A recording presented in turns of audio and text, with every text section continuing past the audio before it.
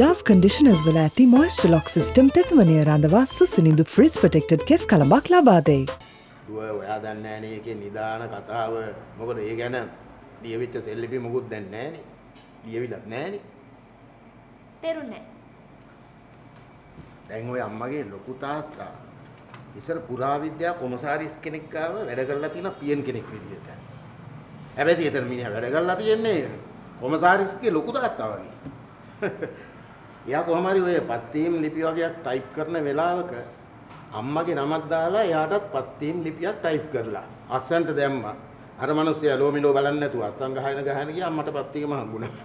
අන්තිමේ පොළොන්නරු පැත්තේ ඔය ගිහිල්ලා වැඩ කරනකොට කැණීම් වගේක් කරනකොට නිවාඩුවට ආපු ගමන් ආපහු ගියේම නැහැ. අනේ මේ මට නම් ඔය විශ්වාස කරන්න නැත්නම්. විශ්වාස කරන්න බැරි දේවල් කොච්චර තියෙනවද මේ රටේ?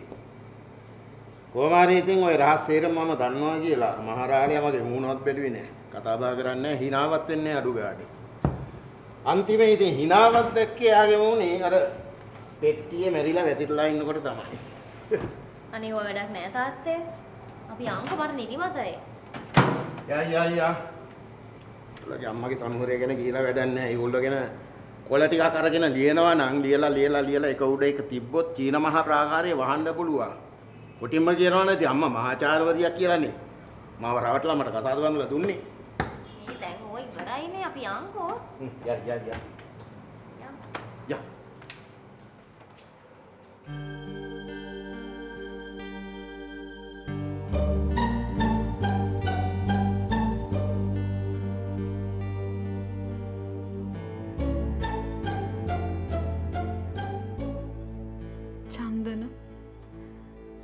අයියෝ මට මෙහෙම ගින්දරක් දීලා ගියේ. ඇත්තටම මම මේ ලංකාවේ කොහේ හරි ඉන්නවද? එන්නවනම් ඇයි මට කතා කරන්නේ නැත්තේ? මේ සෙනමම වෙන්න අපුවේද? ඔයවයි සුලරිත ඔය දැක්ක කියන කතාව බොරුවක්ද?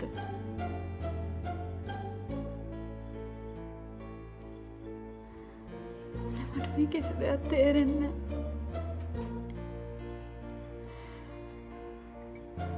කලින් මාව බලන්න ආව කෙනා හෙට ආයෙත් මාව බලන්න එනවා. මට හැමදාම එයාව මග අරින්න බෑ චන්ද. මම අනිසා දුක් විඳිනවා.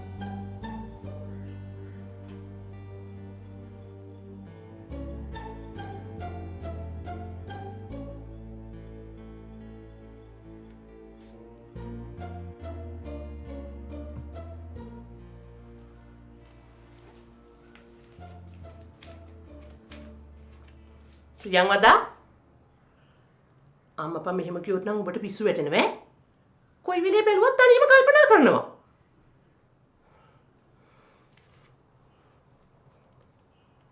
චන්දන උඹට ගැලපෙනවා නම් උඹ ඔය බලන් ඉදිල්ලට මං ඌට කැමැත්ත දෙනවා. ඌ උඹට ගැලපෙන්නේ නැහැ. ඌ කලේ හැමදාම බොරුව. නෑ. චන්දන මට බොරු කරේ නෑ. උඹේ වයසට ඔබ තේරෙන්නේ නැහැ. කවුද අවංක කවුද බොරු කරන්නේ කියලා. ඒක තේරෙන්න ඔබ මෙන්න මේ මගේ වයසට එන්න ඕනේ. එතකොට උඹ පරක්කු වැඩි හිටුවේ. ඒකයි මම ඔබට මේ කෑ ගගා කියන්නේ. නෑ හරි අම්මේ. මට අම්මා කියන දේ නොතේරෙනව නෙමෙයි. තේරෙනව නම් ඉතින් අර රසික ළමයට කැමැත්ත දීපන්කෝ. අනේ ප්‍රියංවදෝ හෙටේ ළමයා එනවා. ඒ ළමයාගේ හිත හැදෙන්න කතා කරපන්. පස්සෙන් ඩෝනි දරුවෙක් නෙමෙයි දරුවා. දන්නවා ඒක. දන්නේ හින්දා වෙන්නේ ඇති තේකට ලුණු දාලා දුන්නේ. ප්‍රියංවදෝමි සිකුරා කියන එක හැමදාම ඉන්නේ නැහැ. එන කාලෙට නිසි තීරණේ ගන්න ඕනේ. එහෙම බැරි වුණොත් සදාකාලික නෑවිදින් ඉන්න පුළුවන්. මං ඒකයි උඹට මේ කියන්නේ. බත් බෙදලා තියෙන්නේ යමන් කණ්ඩ. කල්පනා කරනවා මෙතන. නල්ල මලි මිනිහෙක් ගැන. වරේ.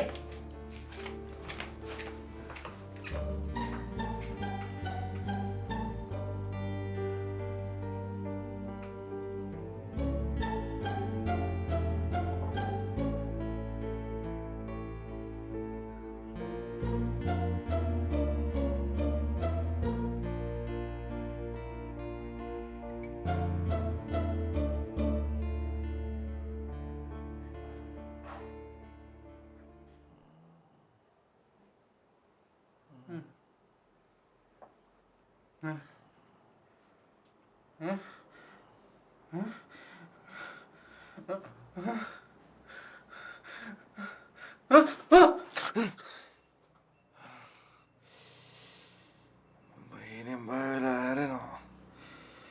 මං තාම නිදා ගන්න try බං.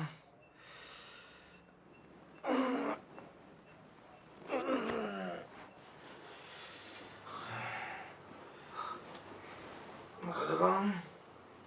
මං සපුමල් කාරයා හිනෙන් දැක්ක බං. පඳුරක් ගානේ වෙනවද බං? ඔව් බං.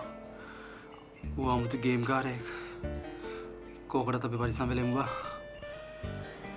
1,10,000ක් කරගෙන බෝට්ටුවේ ඉතාලි ගිහින් දානවා කියලා. මොකද මැද දවස් ගානක් රවුම් ගහලා ආපහු ලංකාවටම ගෙනත් බැස්සුවා. තව එකෙක් බෝට්ටු වලින් ගිහිල්ලා නැව්වල තියෙන බඩ උස්සන්න අපි පාවිච්චි කරන්න හැදුවා. මට නම් හිතෙන්නම ගාමිනිය හොයන්න යන්න බං. කවුද දන්නේ බං මේ මුදලාලිය අපිට නිවාඩුවක් දෙයිද කියලා? ඌ නිවාඩු දුන්නත් අපි යම් බං. අපි මෙතනට ආවේ කන්නනේ. නැතුව පිඟන් හොදන්න නෙමෙයිනේ බං. ඒත් බං දැන් අපි ආපහු මුලින් ඉඳලා සල්ලි ටිකක් හොයාගන්න එපාය. සප්මල් කාර්යය ලක්ෂ ගණන් දෙන්නම් කොට ඒක දුන්නෙත් නැහනේ. ඒක තියා ඉතින් අතේ තිබ්බ සතේවත් අරන් එන්න බැරුණානේ බං. ඔය කලබල කරපු විදිහට මාත් බය වුණානේ. ඒකනේ ඇඳිවත පිටින් එළියට පැනගත්තේ. ඒ වෙලාවේ ඒ විදිහට පැනගත්තේ නැත්තම් මං අපිට වෙන්නේ නැවුල කන්ටේනර් කඩන්න කියලා වෙඩි කනවා. එහෙම නැත්නම් සපුමල් කාරයෙන් වෙඩි කනවා. බලපන් ඌ ටීවී වල දේශනා දෙනකොට ඉන්න හැටි. ඒ උනට ඔගේ ඇතුලේ ඉන්න වෙන සතෙක්. ඔව් බං. මමත් හිතුවාරි හොඳ එකෙක් කියලා බං. ලෝකෙට හොඳ මූණ පෙන්නගෙන ඉන්නේ උන්ගේ ඇතුලේ ඉන්න සතා අඳුරගන්න එක තමයි බං අමාරුම දේ. දැන් බලපන් මේ හිට්ලර් වගේ ඉන්න මුදලාලියා සමහර විට හොඳ එකෙක් වෙන්න පුළුවන්. මේ මන්ද බං. Fair and Lovely වල අලුත් නම දැන් Glow and Lovely. Fair and Lovely දැන් Glow and Lovely.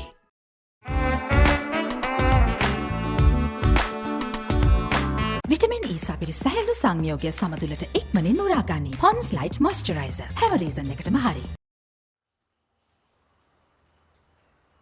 ප්‍රියංවදා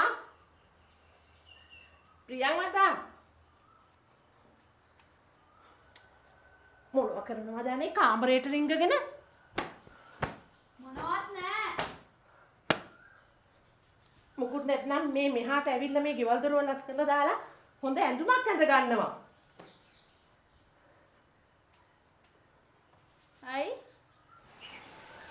ඇයි අහන්නේ? අතර රසික ළමයා එනවා. ඇහැට කන පේන ඇඳුමක් ඇඳගනි. මොකක් ඇන්දත් ඉතින් මගේ විදිය මෙහෙම තමයි. ඒක ආයෙ වෙනස් කරන්න බෑනේ. අනිත් එක ඔය ඇඳුමෙන් පැළඳුමෙන් ගෑණියෙක් මයින් මිනිහෙට මං කොහොමත් කැමති නෑ. උඹෙත් ඉතින් මොලේ වැඩිනේ. කෙස් ගහේ ඉඳන් මොලේ. ඒ වුණාට මොකද අල්ලගත්තේ ගමේ කිරි එකතු කරන කොල්ලා. හු කලින් කරේ හරක් බලපු එක. මොලේ. අනේ ඒ ඉතින් කරන්න දෙයක් නැතිකමටනේ. නැත්තම් එයාගේ හිතේ ලොකු අදහසක් තිබ්බා. යෝගට් බිස්නස් එකක් පටන් ගන්න. අනේ මේ උඹයි යූයි කරන යෝගට් බිස්නස් එක.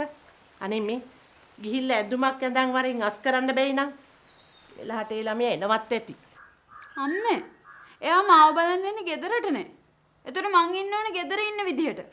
ඇයි මං හොඳම ඇඳුම අඳගෙන ඉඳලා එයාව රවට්ටන්නේ? රවට්ටනව නෙමෙයි. සිරිත් විරිත් කියලා එකක් තියෙනවනේ.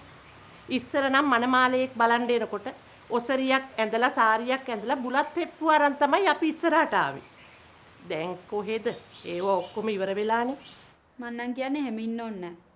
බඳින්න ඉන්න කෙනා දකින්න ඕනේ ගෙදර ඉන්න සාමාන්‍ය විදිහ. උඹත් එක්ක තර්ක කරන්න මම පොත්පත් වලින් ඉගෙනගෙන නැහැදුවේ. ජීවත් වෙච්ච ප්‍රශ්න වලට මුහුණ දීලා අඬලා හැපිලා වැළපිලා ඉගෙනගෙන තියෙනවා. මේකත් මතක තියාගන්න. මිනිස්සු කැමති නෑ අපි hina වෙනවට. මිනිස්සු කැමති අපි අඬනවට. හේ දිහා බලලා මිනිස්සු hina වෙනවා. ඇයි අම්මේ හැමෝම ගැන ওই විදිහට හිතන්නේ?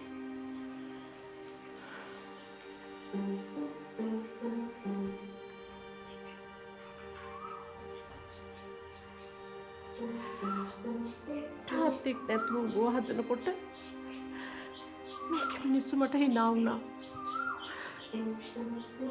උදව් කරන්න මිනිස්සු ආවා. ඒ ආවේ වෙන බලාපොරොත්තු තියාගෙන. ඒ බලාපොරොත්තු ඉෂ්ට වුණේ නැති වුණාම උන්ගේ මට බැන බැන.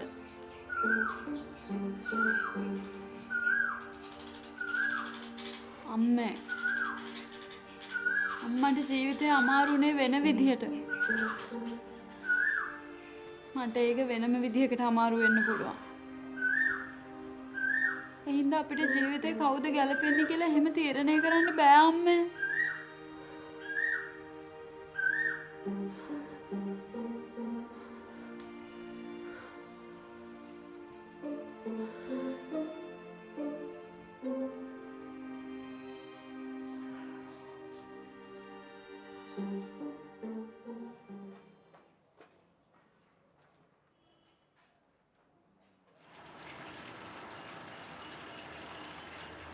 වරුන් දෙන්න.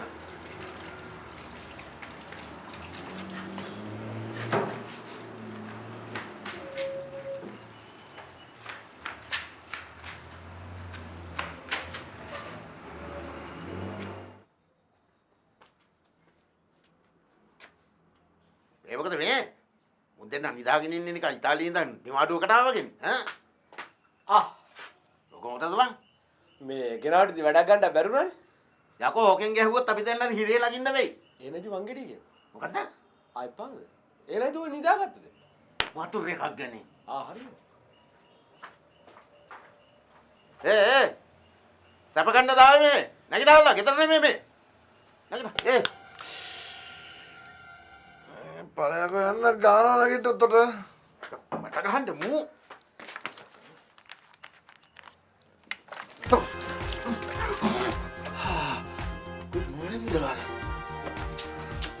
මුන් දැන්නට කරන්න ඕන වැඩ ටික ගියා. එක වැඩක් හරි කරේ නැත්තම් මට ගියා.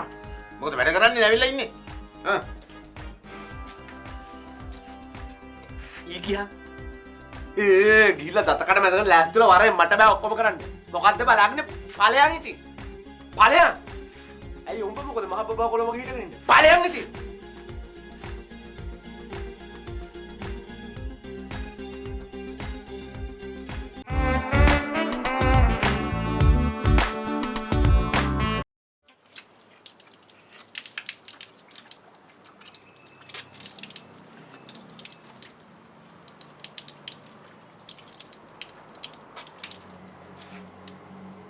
මොනවද බං කල්පනා කරන්නේ? මොනවද ගන්නද? පියන් උදව හිමින් දැක්කපන්. මොනව කරනවද දැන් දැක්කේ? ඒක විනයක එක කසාද බඳලා ගමේ යනවා. උඹයි මයි පොඩි යොන් දෙන්නෙක් වගේ කාර් එක පිටිපස්සේ දුවනවා. ඒක කිසි ගාණක් නැතුව මෙහෙම අතවනවන ගියානේ බං. හැබැයි ඉතින් ඒ ඉන්නේ ඇත්ත වෙන්න බැරි කමකුත් නැහැ. මොකද ඉතින් ප්‍රියංවදාගේ අම්මා කොයි වෙලෙත් බලන්නේ උඹ එකකින් වෙන් කරන්නනේ. මට සමාවෙන් බං. මේ හැමදේම ඉතින් උනේ මං හින්දානේ. නෑ එකක් නෑ. නෑ නෙමෙයි බං ඔව්. එදා උඹ මාව දාන්න ආපුවම ඉතාලියානු බෝට්ටුව නගින්න කිව්වේ මමනේ බං. ඔව් ඉතින් උඹ එහෙම කිව්වේ මට නරකක් කරන්න හිතාගන්න නෙවෙයිනේ බං. ඔව් ඉතින්. උඹ දිගටම කිරිකාරය වගේ ගමේ හිටියා නම් ඔබට ඇත්තටම බලන්න වෙන්නේ ප්‍රියමදා යන මගුල් කාර් එක දිහා තමයි. ඔන්න බලහන් කවදා හරි දවසක මම ගමට යනවා. ඒ යන්නේ ආපහු කිරිකාරයා විදියට නෙවෙයි. හොඳ සල්ලිකාරයෙක් විදියට. මේ මුදලාලිගේ දුව වගේ කෙල්ලෙකුත් කසාද බැලන තමයි යන්නේ. බලන්න. අන්න ජෝඩුවට වෙන්නකෝ මුදලාලි. මොකද දන්නේ? ඒක දන්නේ නැහැ. එන්න කියලා පණිවිඩය කියන්න කිව්වා මිසක් එන්න ඕනි කාරණේ කිව්වේ නැහැ. හරි අපි එන්න. ඔය කලබල වෙන්න එපා. නෑ කලබල වෙන්නේ නැහැ කියන ගොන් කතාවටනේ කලබල වෙන්නේ. එන්න. මූ බලහන්කෝ. මූ මුදලාට තුඩින් ඉන්න හදන්නේ. මූ මේ අපට කලින් වළං හොදන්න ආපු එක. බයිටා. යකෝ මුන්ට බුලත් දෙන්නත් ඕනද? එන්න කිව්වම එන්න බැරිද?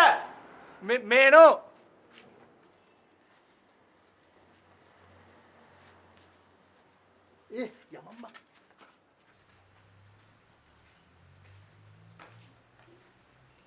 කෙල්ලේ කෙල්ලේ තාම ලෑස්ති උනේ නැද්ද? හරියන්නේ මං ඇඳලා ඉන්නේ. ලෑස්ති වෙලා නම් ඉතින් වරෙන්කෝ. මොකද කාමරේ අස්සට රිංගගෙන කරන්නේ? අම්මා පොඹේ කන්න හෙන්නේ නැද්ද බං? මොකදනේ වෙලා තියෙන්නේ? මම කන් හොඳට ඇහෙනවා.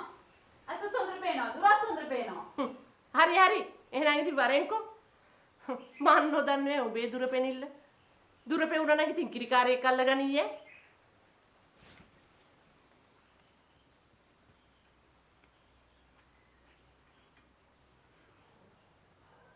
දෙයියනේ. මොකද්ද මේ ඇඳලා ඉන්න සරුවාරේ? මේක හොඳයි. ඕක හොඳ වෙන්නේ කොහමද? අයි මං අම්මට කිව්වේ බඳින්න ඉන්න මනුස්සයා දකින්න ඕනේ මම ඉන්න සාමාන්‍ය විදිහ. එහෙම කියලා හරියනවද දරුවෝ? ඒ ළමයාගේ හිතේ කැමැත්තක් ඇති වෙන්න ලස්සනට ඉන්න එපා. අම්මේ මම දැන් ලස්සනට ඇඳන් ඉඳලා ඒ මනුස්සයා මට කැමති වෙලා පස්සේ මං කැතට ඉන්නකොට ඒ මනුස්සයා මට අකමැති වුණොත් එතකොට මම මොකද කරන්නේ? ඒක ඉතින් කොහොමත් වෙයි. ඒ වුණාට ඉතින් අඩුතරමේ කසාද බැඳලා යනකම්වත් ලස්සනට ඉන්න එපා. මොකක්ද මේ කතාවේ තේරුම?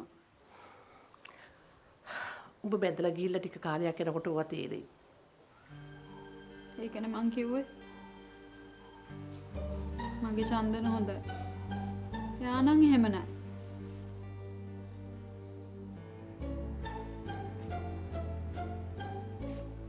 එයා කියලා වෙනසක් නැහැ. මං කිව්වේ හැම පිරිමියා ගැනම.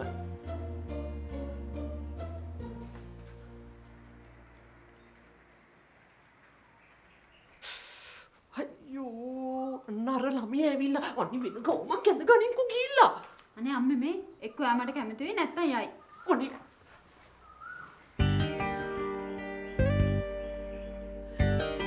එන්න පුතේ. දුවත් නෑදෑකම් කියන එකට කැමති නෑ කියපු හින්දා ඔන්න මම දැම්ම නෑදෑකම් අතහැරලා දැම්මා. එතකොට මට පහසුයි. එදත් ඒකීමයි මේ වගේම පරිප්පු හොද්දක් හැඳි ගෑවා. ඔබ කියන්නේ හැඳි ගෑවා ආයේ නෑ. පරිප්පු දිය වෙනකන් හැඳි ගෑවා. ඔයාට කොල්ලෙක් ඉන්න. මම මේ වෙලාවෙත් ඒ කොල්ලා ගැන හිතන්නේ.